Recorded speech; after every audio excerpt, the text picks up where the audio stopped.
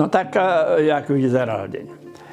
Ráno sme, ak bolo treba, sme pomohli dačo pri kráve. Ak bolo treba, mama sa snažila, aby som nemusel skoro stávať.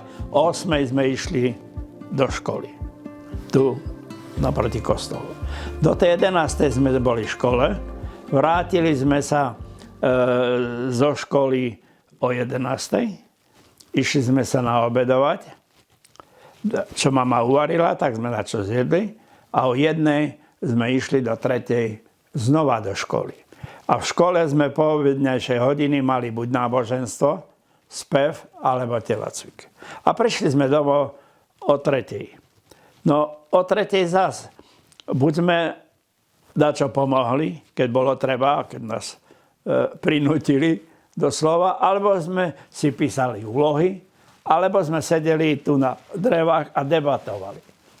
Jak takí chlapci, mali sme čo debatovať. A všetko sme sledovali, čo sa na ulici deje. To my sme vedeli všetko. Hej. No tak to bol deň. V nedelu čo? No, v nedelu prvé do kostola. Ráno na malú omšu, bo som bol ministrant, aj na veľkú omšu. Odministrovali, bol vlastne už obed. No tak sme sa naobedovali, nešli sme spať, neoddychovali sme jak teraz. Naobedovali sme sa, tak čo sme sa pomotali, o 2. zápas černý-biely na Farských Lúkoch, lebo nemocnica tam nebola. Odohrali sme a bolo 4 hodiny. Prišli sme domov, mama hovorí, choď toto zrobiť, alebo to, i keď nezamestnávali ma veľa. No a bol večer. Rádio nebolo, televízor nebol. No a poviem tak ešte, že prvé rádio môj striko, čo predával kremeše, bol elektrikár. A dokázal zrobiť vtedy kryštálku. Viete, čo to je? Rádíko. A zamontoval to môjmu starému dedovi do kredenca, medzi hrnce, bo sa nesmelo mať rádio. A dedo otvoril dvierka na kredenci a rádio sa spustilo. Rozumiete? A keď takto išiel, buchli dvere, zavrel kredenc, rádio zhaslo. A vtedy sa počúvali vojnové správy, Londýn, stanica. A pamätám sa, jak to hlásilo, tu je Londýn, bum, bum, bum. A dedo už počúval, co sa deje na fronte. No takže my sme nemali rádio. To je tá večer sviečka, my sme mali elektriku, teda jaká 25-ka žiarovka. No a išlo sa o 8, jak sa odkrmil dobytok v lete spať. A v zime čo sa robilo? A ja chlapci, mama povedala aj otec, o 5 sa ide párať perie. Viete, škúbať, tak sa tomu hovorí. U babky ženy párali to perie, chlapi hrali karty Duraka, hrali karty a rozprávali príhody. A mali sme strýka, ktorý bol, jak Hitchcock, rozprávač príhod. On tak rozprával, že nás vystrašil, tu ho strašilo, tam ho strašilo, tu sa dačo guľalo. To bol neskutočný rozprávač. A my sme sa, jak deti, no a to bolo každý večer. Každý večer cez týždeň sa išlo párať perie, aby keď sa bude doktora vydávať alebo ženiť, boli periny. A keďže sa chovali husy, tak to perie trebalo spotrebovať. A ešte jednu vec, to som riešil nejak aj s pánom doktorom Hojstričom, sme spomínali, keď sme večer išli do tej starej mamy tu hore na 16, tak krásna obloha, mráz, minus 10, 15 a dymilo sa z kominov. Lebo kurilo sa len drevom. Ale zaujímavé, že nebol zápach. A dnes, keď kto zakúri, je zápach jak v udiarni. No a tento pán mi vysvetlil, že sa stratil prievan medzi postavením činžiakov medzi Kolinovcami a Slovinkami. Ja som nikdy nepočul zápach a kurilo sa drevom. A dneska, keď zloží aj váš otec, keď kúri do peca ráno, hovorím, Jožo kúri. Keď hojstrič a teraz Elenka majú pec na plyn aj na drevo, už to cítim. Emilovi to isté hovorím. Nekúru, bo kašlem. To nebolo, bol ten prievan taký.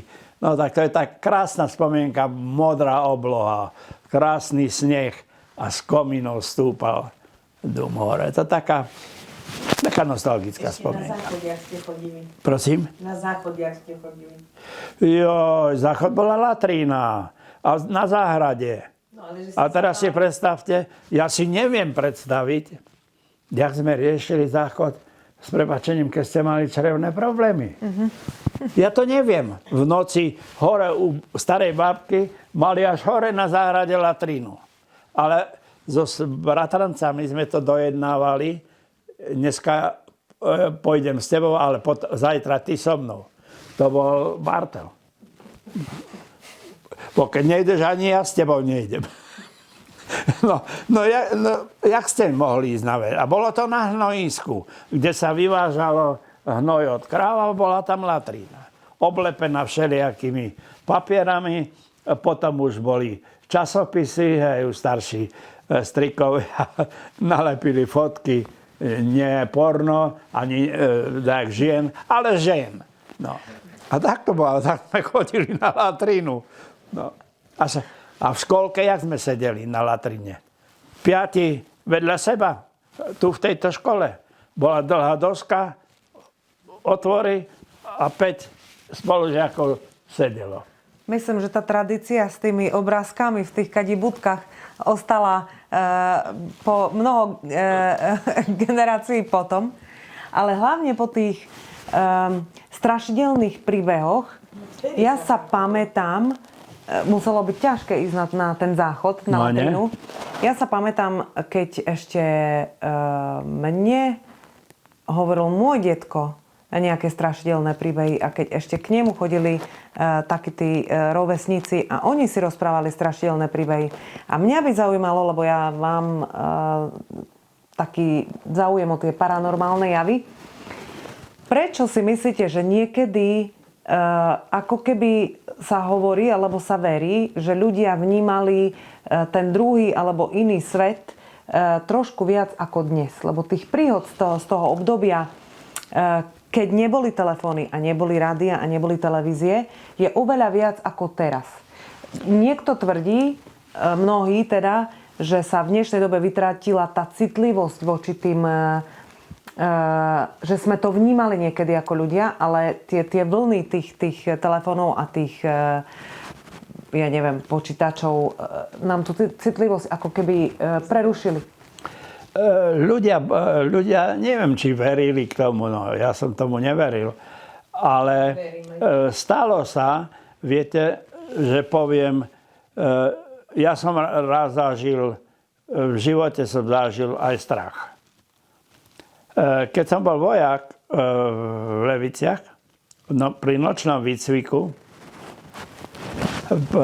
sme postupovali v Rojnici, jak to vojakov býva. Prišiel povol zaľahnuť a ja som zaľahol medzi hroby. Medzi hroby, bo na mne vyšla cintorín. Hej, sme prechádzali cez cintorín. A na cintoríne na jednom hrobe blíkalo svetlo. Ja, ak som ležel medzi tými hrobami, tak vtedy ma napadli aj také, pána Jana, dačo tam je. Hej, srdce mi tak búchalo. A naraz prišiel povel pred. A ja som vstal, bol som rád, že už idem, a zrazu som vrazil do figúry, ktorá bola socha, a ja myslím, že to je strašidlo. Mne išlo otrhnúť srdce, viete, pomedzi hroby idete a vrazíte do dačoho. Až potom som zistil, že to je socha. Tak ja si myslím, že ľudia, mohol som to vykladať deťom ako strašidlo, rozumiete, ale niektorí mali pred strašidla, jak ten môj strýko, pán Slobodník. Hej, tento vedel, hovorí, idem tu, sudca kulia tu. Ja chcem ísť tu, on je tu a ja nemôžem ísť domu. A mama, kde si bol? Strašilo me, no možno ho strašilo v krčme. Rozumiete? A raz ma vystrašil takýto, tu jak má Marika dom, tam bola záhrada. A ja som večer išiel skade, neviem. Ale zrejme hrali sme futbal alebo hokej, tak som išiel z klziska, alebo bol som korčilovať. Vyšľapoval som si od kostola evangelického, katolického. A keď som sa blížil k Marikinému domu, zrazu som zbadal, že tam dačo je. Viete čo, že som sa zľakol? Bola to postava s klobúkom vysokým na hlave. Ja som dostal strach a už som bol mladík. Tak ja stade neidem. Naspäť dole ku evangelickému kostolu a po tej druhej ulici hore. A viete, čo to bolo? Nič. Stĺp plota dreveného a čiapka snehu. No a tak som si to sugeroval, že tam je strašidlo. Ale som bol, hovorím, mladík. No tak mám pocit, že mnohé, tak jak je na cintoríne, tak i tu ma strašilo. No a tento pán vedel príhody rozprávať, to neskutočné. My sme prvé rádio kúpili, s mamou boli v Košiciach. Sme také malé rádio. A kde sme ho dali? Mali sme ho. Tak kto ho zobral? Plastové rádio. Večer, viete, čo bolo? Zaľahli sme do postele a počúvali rozprávky.